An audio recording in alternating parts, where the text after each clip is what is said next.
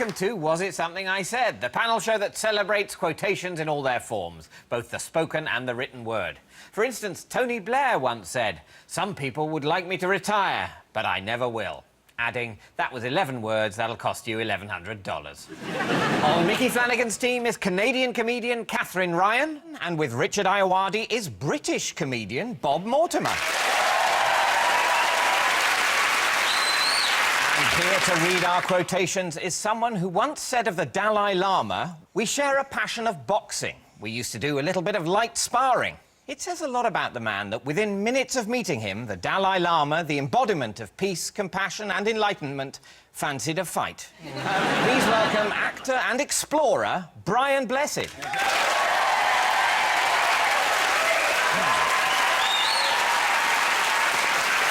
Welcome, Brian. Did you really have a fight with the Dalai Lama? Yes, he's my age, exactly my age. And he had Joe Lewis's boxing gloves, 2 pairs. And so I used to be Yorkshire's schoolboy boxing champion, so I boxed him. You know, so he was absolutely dreadful. Look out, Joe. Watch it. Keep your hand up. Did you beat the crap out of him? Oh, no. I'd let him win. He was so sweet. A little bash on the chin and down I went for the full count. Well, that's very respectful to a living god. Yes. Right, let's get going with our opening round called Threesomes. Nothing to do with what Russell Brand would call a quiet night in. In fact, it's matching a series of quotes to one of 3 celebrities, which possibly Russell would enjoy just as much as those meaningless couplings, if only he'd give it a chance. And if you want to play along at home, then follow @SomethingISaid on Twitter to unlock extra clips. So the theme of this week's threesome is painting. And can we have our first quotation, please, Brian? If I were a painter, I would paint beautiful bodies. I would paint nipples. And I would paint Bibles. Now, in a moment, I'm going to give you 3 famous faces to choose from. First of all, any initial thoughts about that? Can I just ask, why are any of us, other than Brian, ever speaking? It's a very good question. Yeah. Brian, do you have an answer? No, I don't have an answer, no. I refuse to speak. No, I'm not going to be this nasal and ineffectual. There's somewhere out there who likes your weird little voice. Well... Even mine. Thank you. Listen to this. And please stop flirting with me. I'm going to tell you who the 3 are. I'm going to narrow the options down. Who said it? Was it music producer and hip-hop star will.i.am, actress and Hollywood starlet Mae West, or former President George W. Bush? If George W. Bush were a painter, he'd be in the corner like one of those kids at school with the glue, just eating it. So it's certainly... Look at his little face. Huh? It's not him. Looks like he's got a little storage space on his neck there, but he's lost the lid. will.i.am's mind would certainly ping around, you know. I would paint beautiful bodies. Nipples, a Bible. During the 80s, when I was an international lover and player for about 3 or 4 years, I was known as Will iPhone. Bob, do you have any thoughts about this quotation? The longest ever nipples on a human were just over 9 inches long. It was in Australia. Is this pertinent? Yes, sir. I think... Do you know, he wore a tiny little leather bra and he just... coiled. Like a Catherine wheel, yeah. Like a garden hose. Or a garden hose, Catherine wheel. Or a cinnamon whirl. Bob, couldn't he have just tied them together in a nice little bow? He could have, but that's when infection sets in. Please tell me he was in a death metal tribute band called 9 Inch Nips. I can't imagine George Bush wanting to be anything other than himself. If I were is a phrase he wouldn't bother with. No, because I don't think he sort of ever does anything or did anything. He killed 100,000 people in Iraq. More than you've ever done. Well, you don't know me, How many David. people have you killed, Richard? I bet it's under 10 or something pathetic. Don't be so sure. will.i.am. Is that him in the morning? Is he will.i.p.m.? He don't care. He's got guttering in his hair. That's what they say. Have you considered the lady in the middle? You've not talked about Mae West. She looks like an artiste with nipples. She definitely had sure. nipples. She was the first lady to say that women could really enjoy sex when they wanted it, how they wanted it. She used to say, come up and see me sometime. Who do you think, out of these three people, said that if they were a painter, they'd paint nipples and Bibles? I can say with absolute certainty it's Will.i.am. So that's your answer? Happy with that, Mickey? I'm the captain, but as far as at the moment, I'm going with Catherine. She seems very, very convinced on this. Richard and Bob. I would say it's Will.i.am. I would also say it's Mr. Am. Well, the answer is Will.i.am. Well done, everyone. Very good. Very good. It was in response to being asked whether the Black Eyed Peas were still a purist hip-hop act. If that means anything to you. OK, can we have our next quotation on the subject of painting, please? I paint people's pets, and I love to give them their pet as a gift. So who paints people's pets? Will.i.am, Mae West or George W. Bush? That's big business, you know, amongst posh people and the rich. They love having their pets painted. They love it. Because when you paint a child, it always turns out creepy. Right? But you paint a spaniel, adorable every time. We're in the dangerous ground of this weird verb to paint that means both to depict and to Cover in obscure. paint. It's Yes. very amusing to lay out a young child, preferably under 2, on a bed in adult clothing and paint a Hitler tash on them.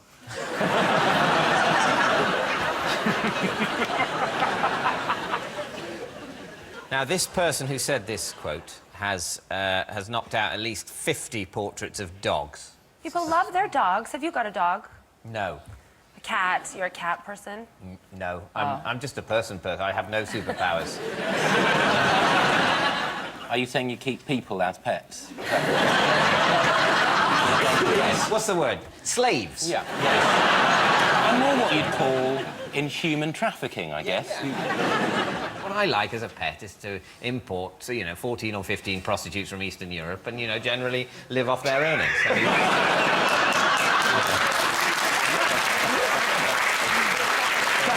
that is one of the most inappropriate rounds of applause I've ever listened to. Human misery. Anyway, who do we think said, I paint people's pets and I love to give them their pet as a gift? Was it Will.i.am, Mae West or George W. Bush? Just through syntactical collision, Yeah. it could be George Bush. And yes, I did use the phrase syntactical collision. Yeah. But I think it's Will.i.am. I think that this would have to be Mae West, wouldn't it? I'm just thinking because she's got the dog there and she's maybe a dog lover. And... OK. Yeah, I'm happy to... Are you? I'm not Seeing so as sure. I've said the other two, and I don't even stand by them, that's how easily... Yeah. You saying Mae West? Yeah. Didn't I make that clear when I said Will.i.am or it could be George Bush? You've got to manage your own team. If you're getting feedback from team members, e.g. Bob, you've got to decide, am I listening to him or am I ignoring him?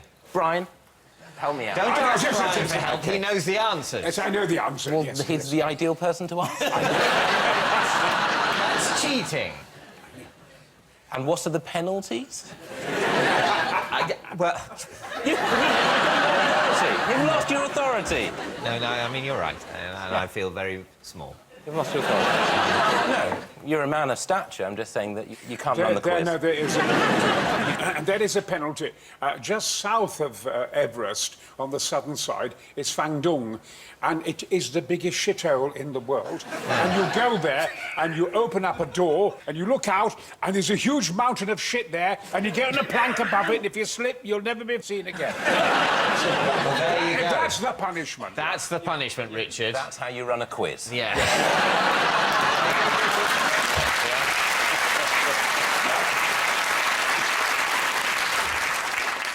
Final answer? Mae fucking West. Are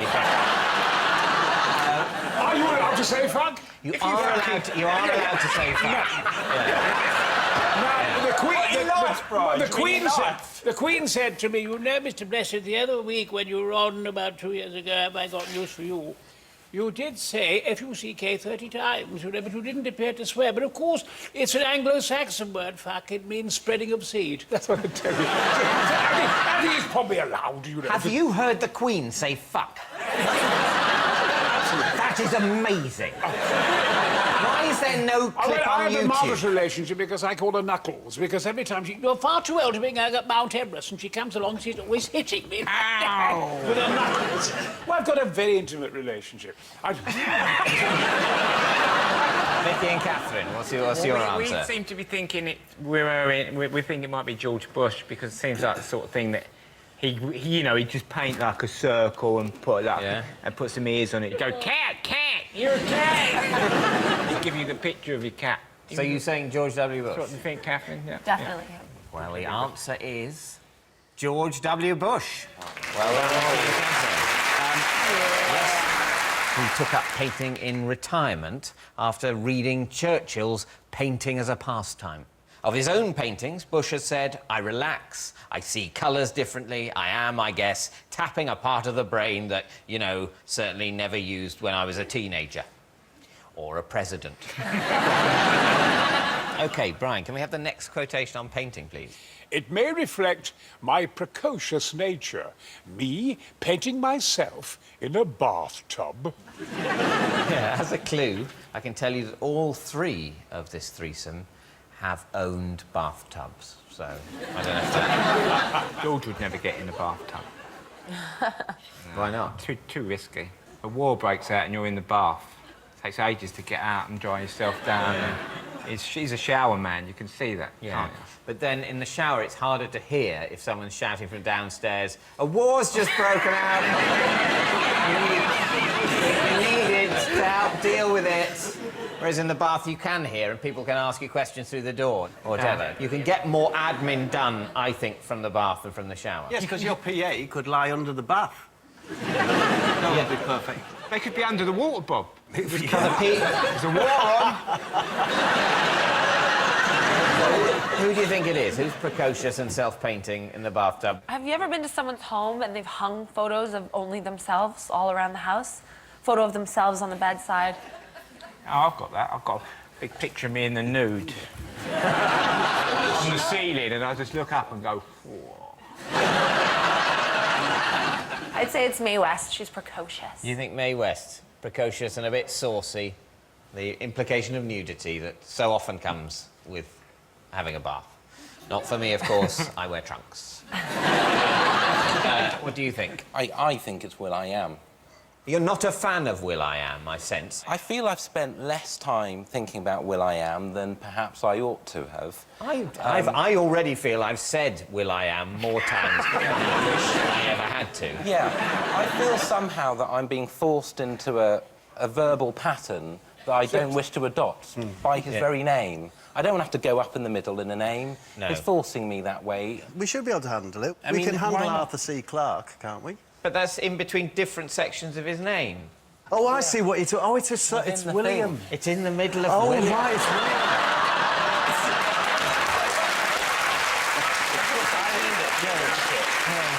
I was going to change my name to Mick KY. No, you're both wrong. The answer is George Bush. His paintings first came to light in February when his family email account was hacked and several self-portraits, presumably because his password was password, and several self-portraits showing the ex-president in the bath were put online. Yes, here's Bush's painting of himself in the bath. And here's Bush's painting of himself in the shower. And just out of shot is someone being waterboarded. He's not using that shower to its full potential, is he? No, it's not. Is that how he goes in every day? He just goes, I go in every day, I soap up, and then I can't get it off me. His PA could adjust the head. Do you think that's the reflection of his PA in the mirror? None of these quotations on art was from Mae West, but she was highly quotable, and one of my favourites from her is, good sex is like good bridge. If you don't have a good partner, you'd better have a good hand. I think it's brilliant. It's so rude. Brian, speaking of art, you, I believe, have met Picasso. Is that right? Yes, I have. Well, there's no end to my talents. I was 12 years of age. That was 1948. There was a World Peace Congress, no more wars. And the Russians got together, and the Americans and generals, they all came to Sheffield. It was an amazing occasion. And Picasso was there, and I got in front of all my classmates and said, "If you're Picasso, draw me something." And he drew a dove of peace in about 20 seconds, less. And I looked at it and I said, "Well, sure, that's not a dove." I said, "I'll draw you a dove." And I drew him a dove, and I gave it to him, and he looked at it. And I turned this down. So And you can see it in Sheffield, at the art gallery in Sheffield, and it's valued at £57 million. And my father wouldn't talk to me for about a month. I'm never sure how long you're supposed to look at paintings for. They should have a little symbol at the side of each painting, how long you have to look at it for, what emotion you should feel. For people like me, like 7 seconds, compassion.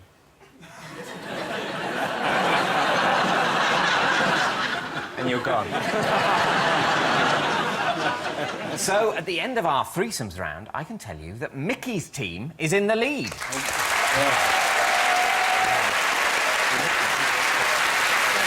Over the break, see if you can complete this quotation from actor Jack Nicholson from an interview in 2006 offering some moral guidance. There's only 2 people in your life you should lie to. What or who? You can tweet your answer to @somethingIsaid, and we'll see you in a couple of minutes.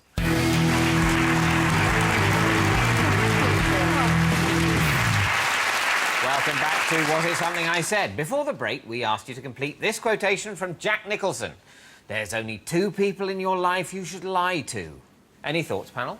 Yourself and everyone else. Your fat friend and your ugly friend. Your granny about the smell. Your girlfriend about your batting average. You're warm. You're warm there. I don't lie to anyone, ever. You That's not a never lie. lie. No, the truth shall set you free. What happens in the dark shall come to light. You don't do it, Mr. Mitchell, ever. But society functions on lies. Through exchanging insincere compliments. See, that's all very British to me. And we're not so polite. Which is just what's a party like in Canada? Shut up, you. I'd rather be sitting down. I expect you're more right-wing than I'd like. I expect you're more left-wing than I'd like. Yeah, you've nailed I'd it. hit you if you weren't taller. I didn't even want to come. I told you this was a bad idea, darling. When are we getting divorced? I love lying. Who are the 2 people in your life that you lie to most? Maybe My little boy and my wife. How else are you going to survive in a marriage? Come on. By being honest, by going home and going, what the fuck have I done? Oh, good God, I could be doing anything now, but I've got to look after that little fucker.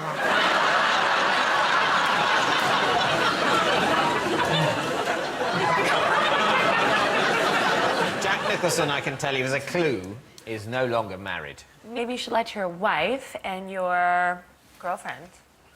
Girlfriend? Yes, that's Girlfriend. girlfriend and one other. Girlfriend and boyfriend. Your girlfriend's detective. Look in the corner shop who sells me wine. What did you tell him? I told him I don't go anywhere else.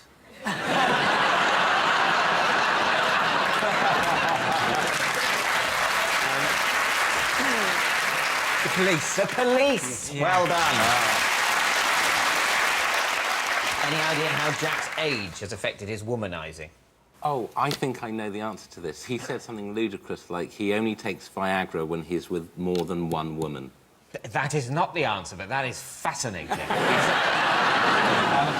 But no, he didn't mention Viagra. He said, I'm definitely still wild at heart, but I've struck biogravity. I can't hit on women in public anymore. I didn't decide this. It just doesn't feel right at my age. You know he died in that film, The Shining, in the maze, didn't he? No, the character he played. I thought he'd livened up a bit. Yeah, no, Well, I was going to say, if ever you're trapped in a maze, you know how to get out of a maze. Just keep turning left. If you keep going left and left and left and left and left, eventually you'll get out of any maze. That's a Well, very thanks good for tip. ruining mazes for me. My one way of relaxing. When I go back to Hampton Court, I hope my son's worked that out. I really do. In 1994, Jack was involved in a road rage incident on the way to play golf when he hit a man's car with his driver. It's unclear who was more upset, the car's owner or Jack's driver for being swung round by the ankles. The next round is called Keywords. I'm going to give our panellists 2 keywords from a famous quotation which they should know, and they have to work out the whole thing. I'll give the point to whoever's closest to getting it completely right. Just to make it a bit more exciting, if our panellists can't guess it, I'm going to have them shot. OK, here's one from American industrialist and founder of the Ford Motor Company, Henry Ford, taken from his autobiography, My Life and Work, in 1922. So, Brian, can we have the 2 keywords, please? Customer and colour. Tell you what you like about Ford, he never fell down the stairs, did he? Never took any chances on the stairs. Yeah, he is in very careful descent there. Henry Ford's family is from Cork, and my family is from Cork. And he's so successful, like a multi-billion-dollar American industry man. But how come Ireland is so poor? Don't they get, like, a little piece of Ford? He didn't make the money when he was in Cork, did he? I know, but don't, like, rappers buy their mum a house.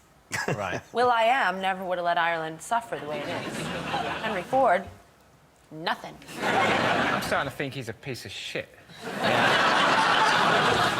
Well, he was a piece of shit, really, though. He was a horrible anti-Semite. Oh, then was the quote, respect for every customer of every colour, except that one.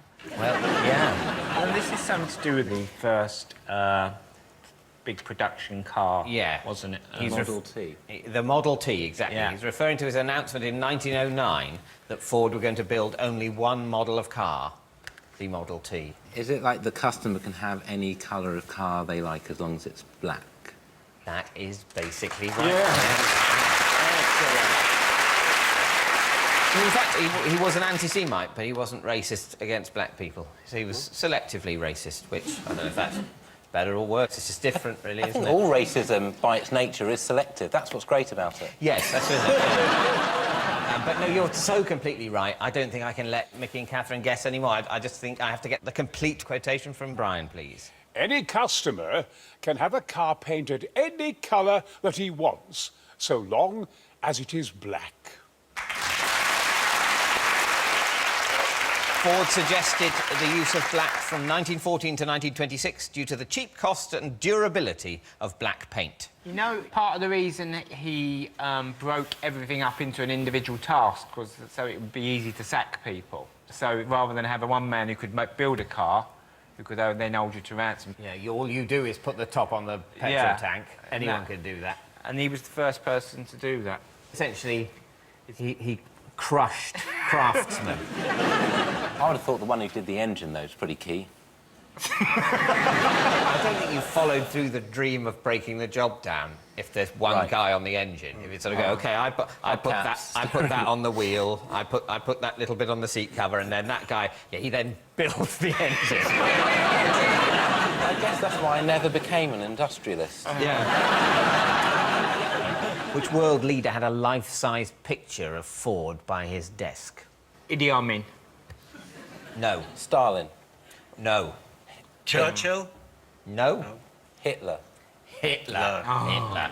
Classic Hitler. He just gets nicer and nicer, Henry Ford, doesn't he? Did he send him the picture saying, "Dear Adolf, with best wishes for your future endeavours"? It was basically, yes. Hitler greatly admired Ford's writings on production. The Model T had inspired the Volkswagen Beetle, which is the only car to have been produced in greater numbers.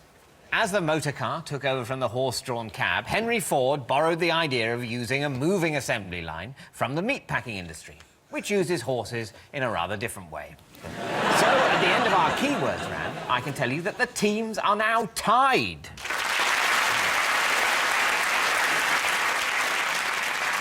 Over the break, see if you can complete this quotation from legendary filmmaker Alfred Hitchcock in 1963, talking about something he's scared of.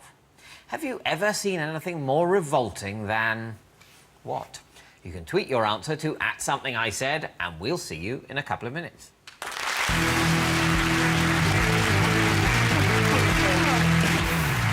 Welcome back to Was It Something I Said? Before the break, we asked you to complete this quotation from Alfred Hitchcock. Have you ever seen anything more revolting than what? Any thoughts, panel? A man with a great big beard and moustache trying to eat a Scotch egg. You've seen it, it's horrible. Because sort of like the moustache sweeps the egg as they're eating. Well, as a man with a beard now, I find eating a Scotch egg is it's easier because you get a second go. Yeah. If Brian was to eat a Scotch egg now, people would pass out in this film. Yes. I did in one gulp, and that's the best way to do it. You just have it, take it like a paracetamol. That's right. Yeah. I think they've half answered it in that I think I know the answer to this. You know the answer? Yeah, it's eggs, and I know the interview it came from was with Francois Truffaut. Fucking well done!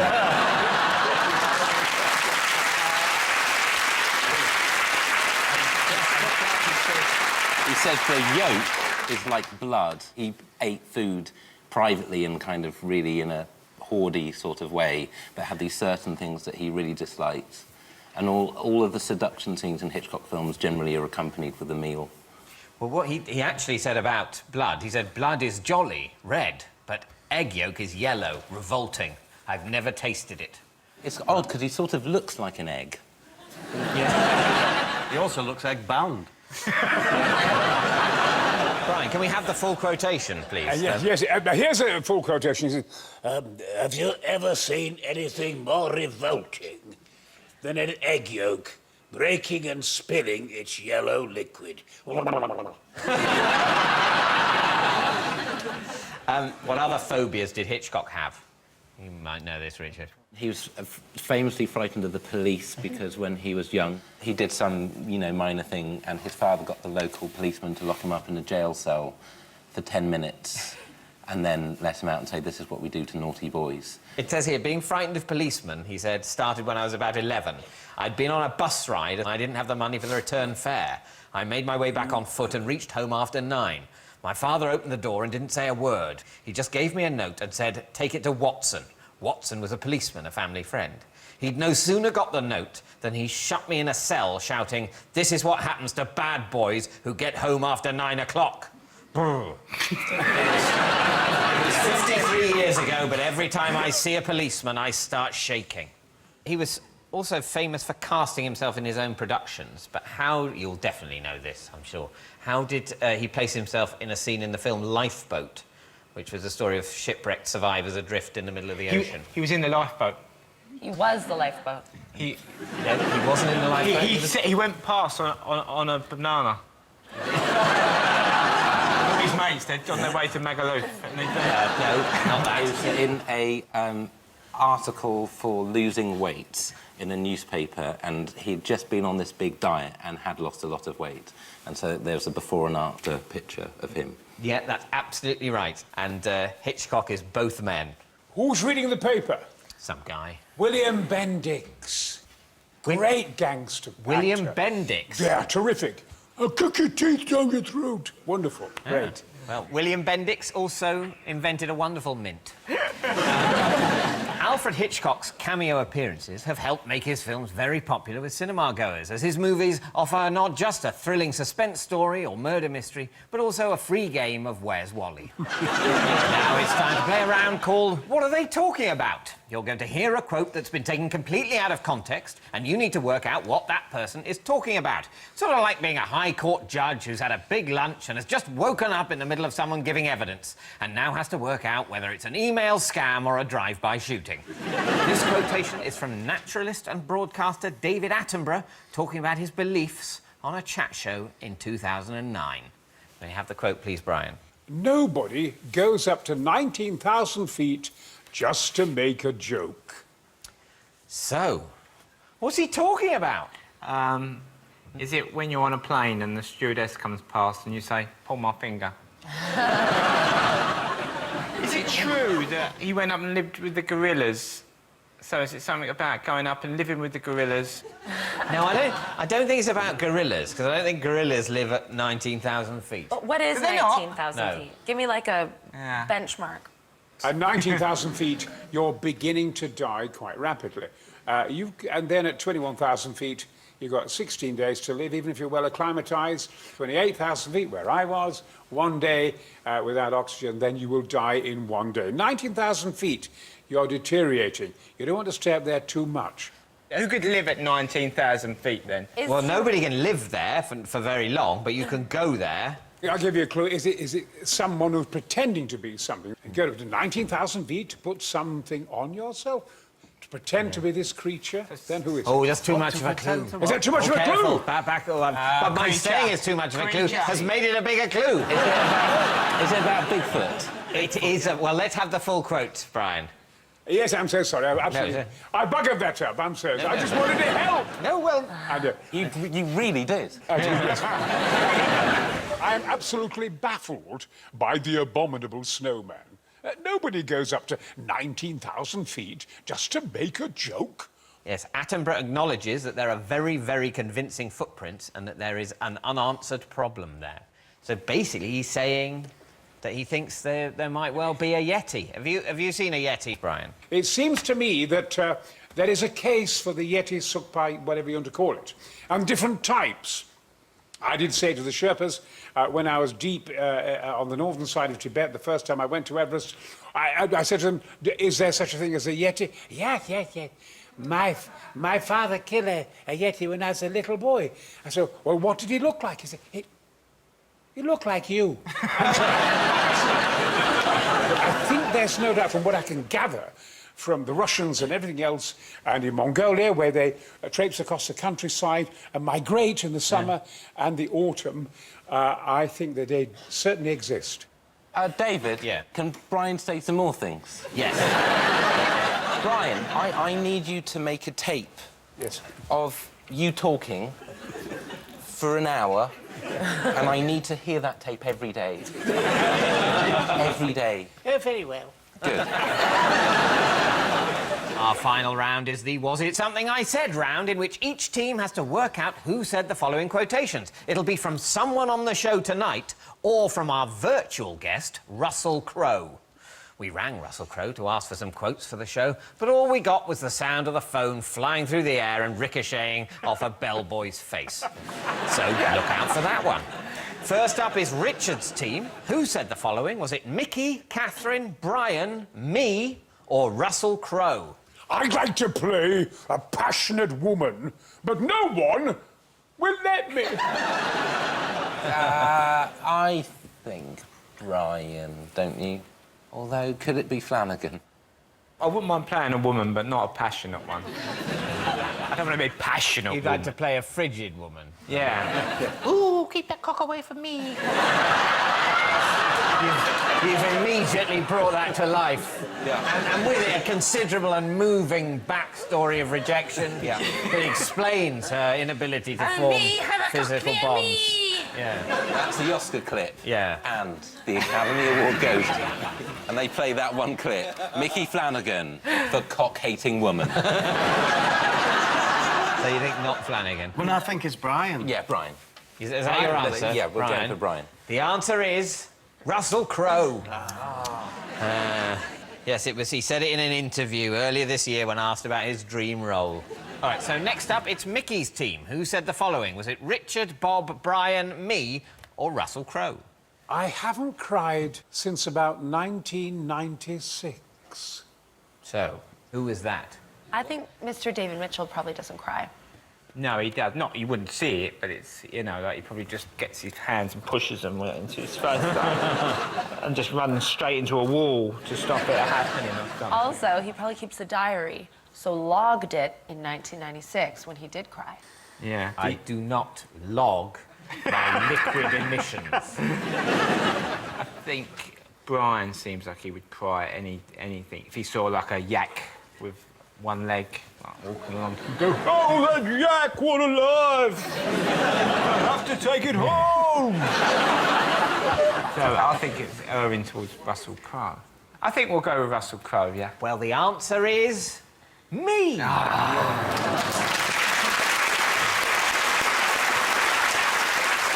Yeah, that was me. I'm dead inside. Well, I'm afraid that's all we've got time for, and a quick look at the scores tells me this week's winners are Richard and Bob. Thank you to Nicky and Catherine, Richard and Bob, and to our guest narrator, Brian Blessed. And we leave you with the words of author J.K. Rowling, who once said, "Death obsesses me. I can't understand why it doesn't obsess everybody." The answer being because half the world's obsessed instead with Harry bloody Potter. Good night. A Sunday from 10, brand new. Was it something I said? Well, let's talk telly next on 4. Truth Hurts. Gogglebox.